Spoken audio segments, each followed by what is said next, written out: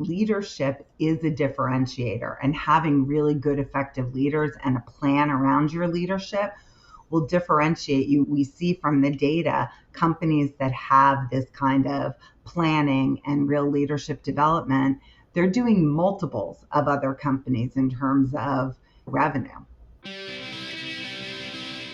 Welcome to the Great Talent, Great Business Podcast, your go-to resource for building exceptional teams and thriving businesses. Each episode delivers actionable insights on harnessing offshore talent, integrating innovative technology, cultivating a vibrant company culture, and attracting and retaining top performers. Subscribe now to never miss an episode. For more resources, visit greattalentpodcast.com. where you can download this episode's free worksheet designed to help you apply today's insight to your business. And now, here's your host, Rob Levin. Today, I'm joined by Laura Crothers, founder and CEO of Crothers Consulting, a leadership and HR advisory firm helping high-growth companies scale effectively for the last 15 years. What makes Laura a must for this show is her 25-plus years experience in HR leadership, M&A strategy, and executive coaching. She's worked with companies like McGraw-Hill, ADP, Merrill Lynch, and many small and mid-sized businesses, helping leaders navigate rapid growth, management development, and culture shifts. When businesses are scaling fast or merging, Laura is the one they call to get the people strategy right. Today, we'll dig into what separates thriving companies from struggling ones and how leaders can get ahead. Laura, thanks for being on the show, and let's dive right in. Awesome. Thanks for having me, Rob. Laura, you've worked with a lot of fast-growing companies. What do the most successful ones do with respect to human capital differently than the rest? I think they get deliberate about it, Rob. So deliberate from the culture they're creating, making sure all of their HR programs and practices are in alignment of that culture. They're not disconnected. And they have a real strategy around it. And the same goes for their talent development and leadership development, that they have a strategy around preparing rising leaders to be managers and then leaders. So those are some of the things I see really good ones doing. When it comes to that element, because particularly in small and mid-sized businesses, recognizing, developing the leaders, give us like a quick overview roadmap of what that looks like, let's say in a 40-person services company. I think the first thing is the management skills. And so ensuring that folks have those basics. How do you hold people accountable and set objectives and deliver feedback? And so there are lots of different ways they can get the development for those programs, but it's not reading a book. It's some kind of working in practice. And then they're setting folks up to be leaders. They're getting them feedback. So they're getting 360 feedback. They're getting certain experiences so that they get to try things and practice.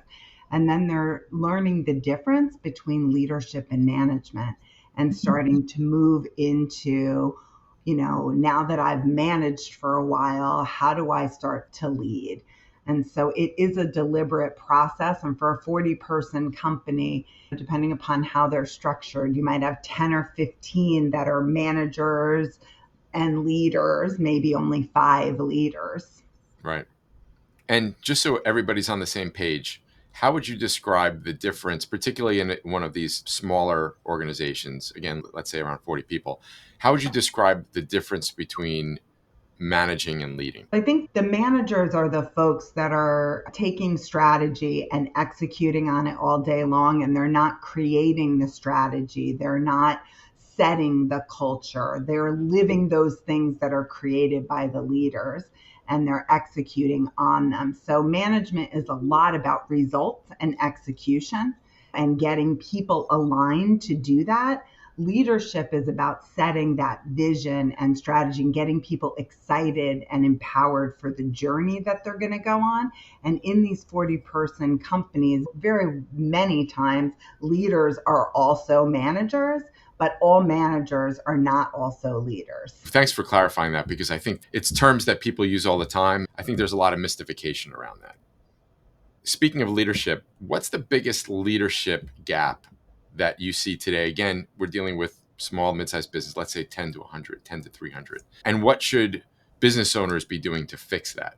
And that could include themselves, right? I think one of the biggest gaps that literally has been in my whole career when you see with leaders is communication, is really effective, good, strategic communication, setting a cadence for it, doing it, delivering difficult feedback, setting a vision. Like that whole communication piece tends Right. to be the piece that gets rated the lowest again and again and again.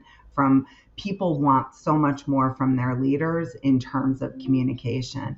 And it's hard, right? Sometimes we have leaders, we're 10 steps ahead of it. We've been talking about this for a year already, and then we're finally doing it. But we have to remember the people we're bringing along on the journey haven't heard it for the last year, and they need to hear it again and again and again to really get on board. Yeah. Thanks for that. I guess along those lines, we're now in a time where a lot of baby boomers are, when it comes to business owners, either retiring or they're selling their business, or maybe just want to really scale back their time in the business. Yeah. What do those companies need to be doing, not without getting into a sale type of a thing, but from a leadership standpoint and a development standpoint? What do they need to be doing to prepare future leaders in their companies? Getting deliberate with a succession strategy. So taking a look at where people are, at doing maybe a 360 to understand where the gaps are, looking at what that leader does, which many times founders, baby boomers might be doing 2 or 3 jobs because that's who they are and that's what they've done. And it doesn't mean, I think one of the biggest gaps I see is they assume that someone else can just step into their job.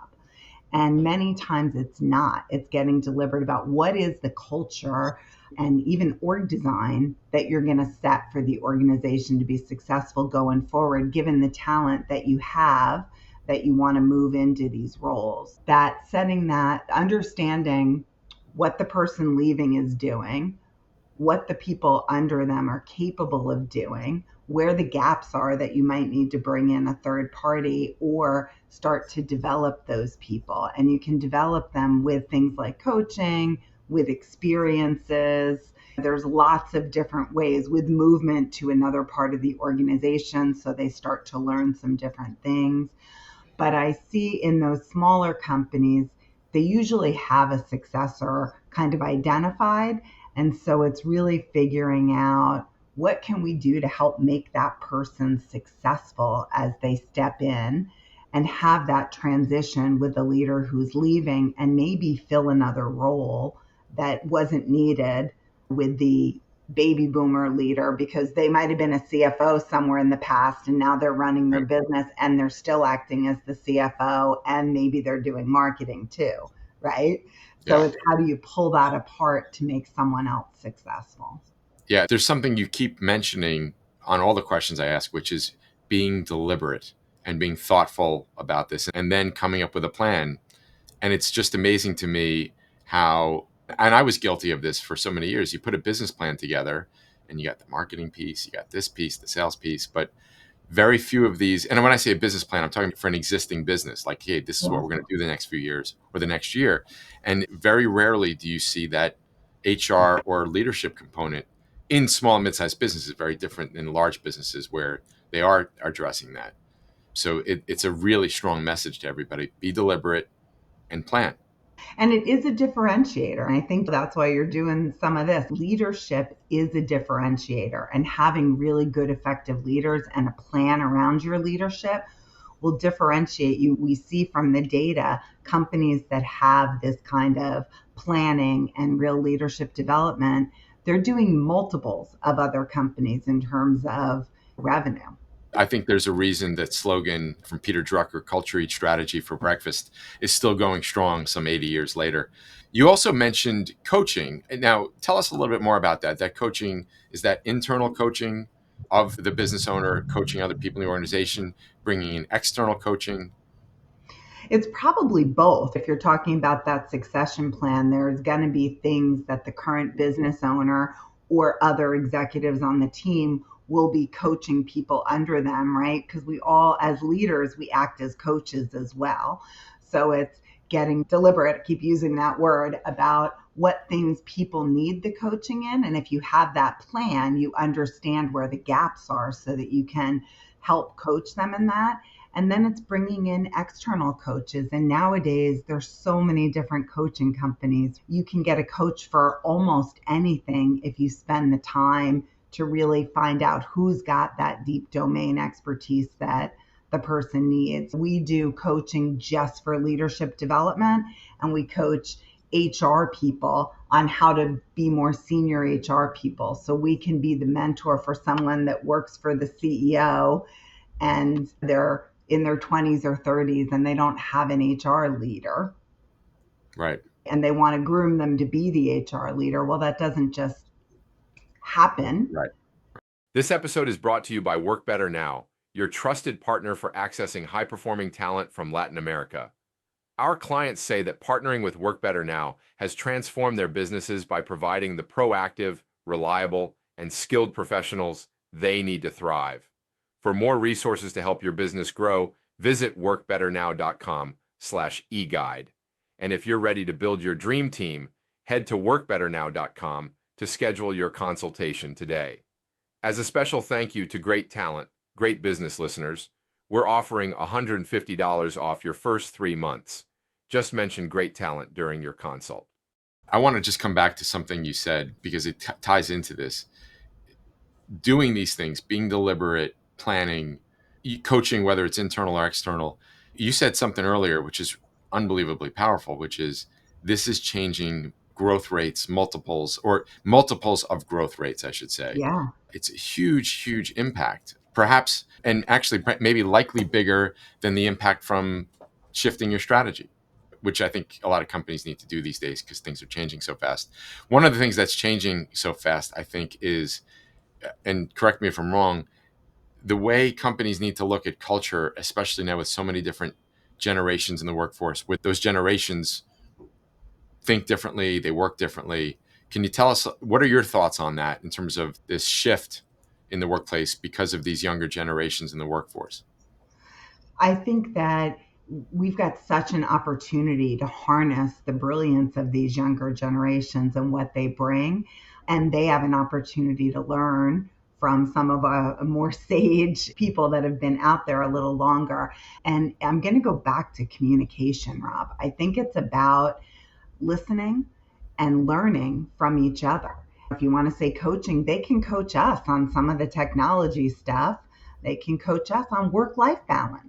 I was guilty of the 160-hour work weeks for a long time. Yeah.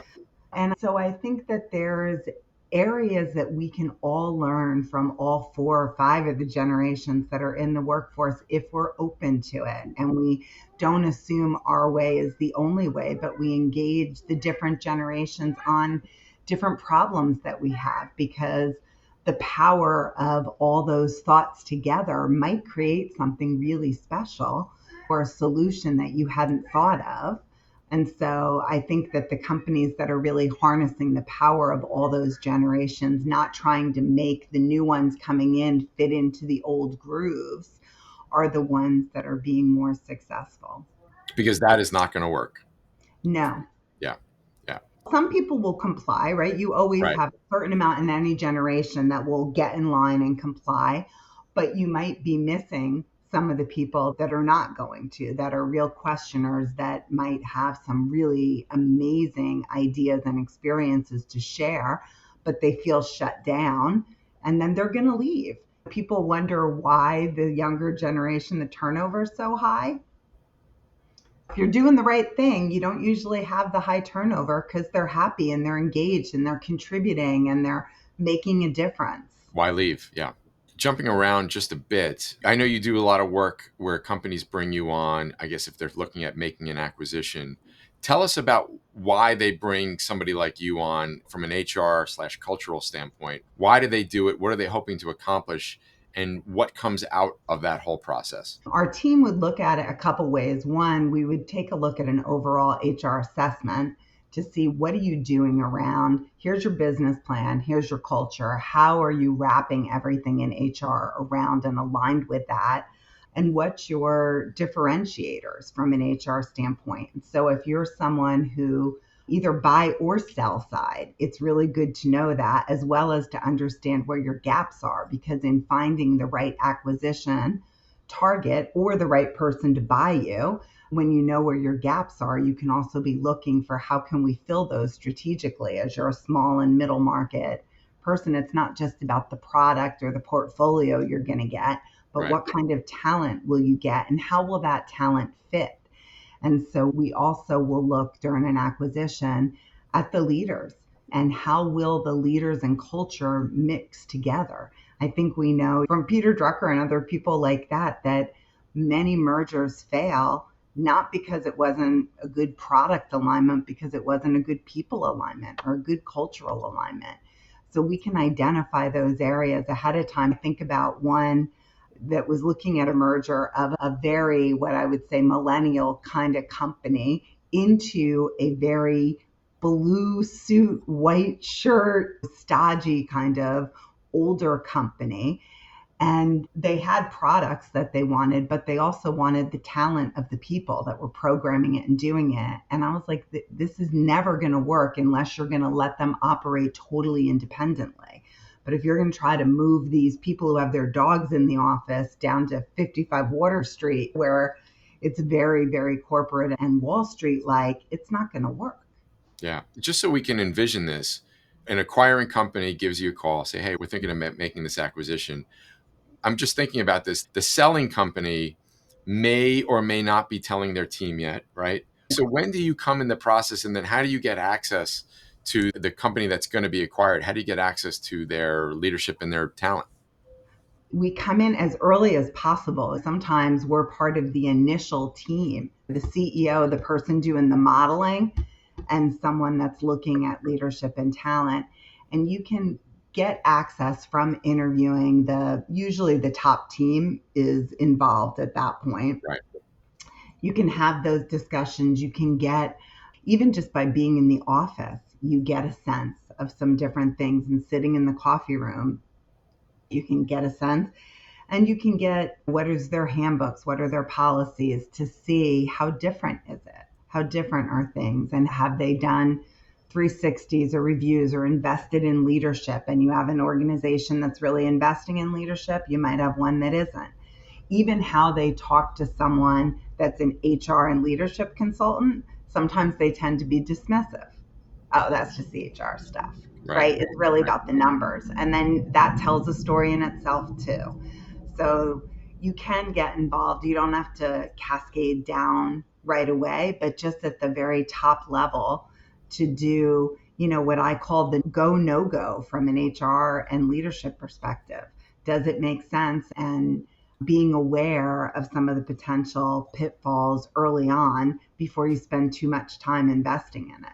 And is that in the due diligence process, or is that somehow before the due diligence process? Before you get some of that initial diligence, they're giving you some basics, but they really haven't opened a data room yet. So there's a pre-due diligence to decide, should we even spend time, where those three areas, usually you've got a financial area, usually the CEO is looking at it, and then from an HR culture. So if you've got those three areas looking at it from a strategy standpoint, does it even make sense to move into diligence from a money, from a people, and from a strategy? Perfect. So for everybody thinking about making an acquisition, do not forget about HR, because it could, in fact, by the way, I just want to mention this for all our viewers. We had a previous podcast guest, Eddie Solomon from Net at Work, who has made 40 acquisitions. And on the podcast, he talked about how a lot of the early ones didn't work because they didn't look at the people. And now it's maybe one of the biggest parts of their evaluation process when they're looking to make an acquisition. So 40 acquisitions, he obviously knows what works and what doesn't. And HR is a big part of it. He talked a lot about that. Yep. And you can make those early assessments and decisions, which can save you a lot of time, either through diligence or even trying to negotiate comp packages for people that are paid totally differently. Sometimes deals fall apart after 6 months. That's a lot of time the executives have invested that you might have been able to save yourself up front. Laura, this has been an awesome discussion. Very, very insightful. Where can people find out more about you and Crothers Consulting? So they can find out on our website. It's crothershrconsulting.com, and I'm just Laura at crothershrconsulting.com. Feel free to give us a call, and we always have a free consult for anybody about people, leadership, or culture. Awesome. Laura, thank you so much for sharing your insights, and we'll see you soon. Thanks, Rob. Great to be here. That's a wrap on Season 2. The Great Talent, Great Business podcast is brought to you by Work Better Now. We'll be back after a short 1-week break with more great guests, more insights, and more conversations to help you build a better business. Don't forget to leave us a review and subscribe. To connect with us, find us on LinkedIn at Great Talent, Great Business, or visit greattalentpodcast.com. Thanks for listening, and we'll see you on July 22nd.